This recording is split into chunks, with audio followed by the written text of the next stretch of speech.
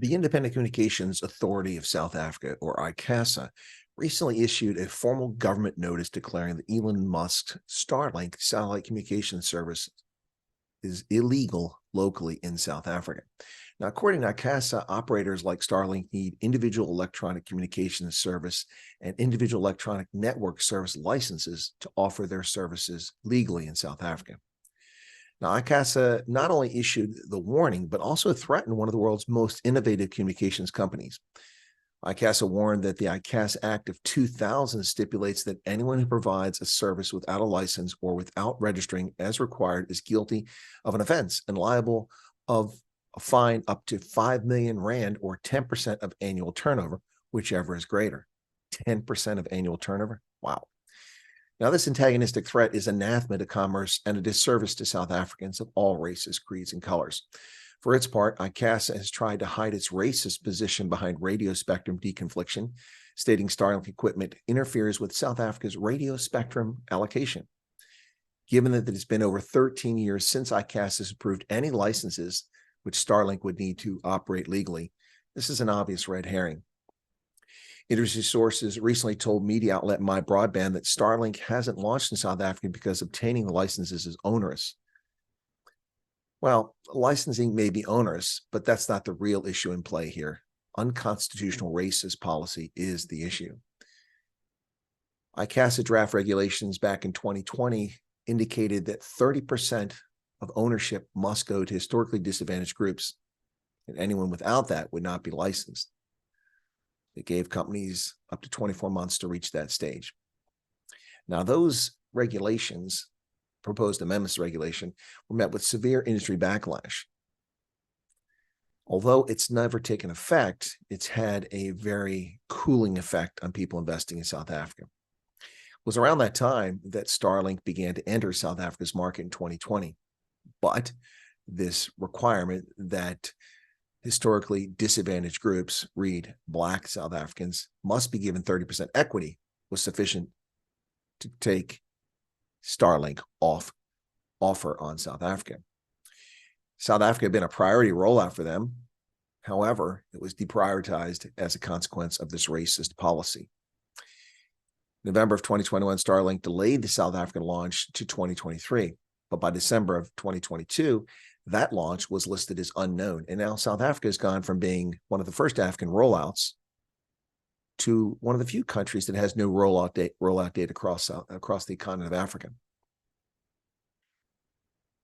So what exactly is South Africa missing out on by not having Starlink? It's a satellite-based broadband internet communications system that gives people remote locations the ability to access the internet that they otherwise wouldn't have. Technologies such as WiMAX have never taken root outside the United States, delivering broadband internet access to remote communities just hasn't happened.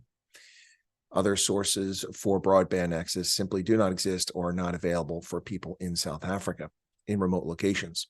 So South Africa is missing out on that access. The country is also missing out on tax revenue.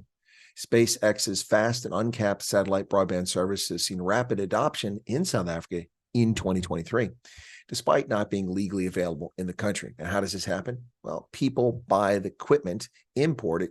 They do pay VAT on that, so the government gets a one-off payment. But then they install that system and use an account in another country and pay roaming charges. Now, as I'm mentioning here, subscribers pay dearly for ICASA's racist policies. Subscribers must have their equipment registered in an address in a country where Starlink is already available and pay a more expensive roaming subscription determined by the exchange rate. So you lose out exchange rate conversion, as well as the fact you're paying a surcharge because you're roaming since it's not available in South Africa. SARS is also missing out on the taxes it could collect from monthly subscription fee like any other internet service in South Africa. My Broadband estimates that SARS loses approximately 1.5 million rand per month for the 12,400 current Starlink subscribers that are active in South Africa.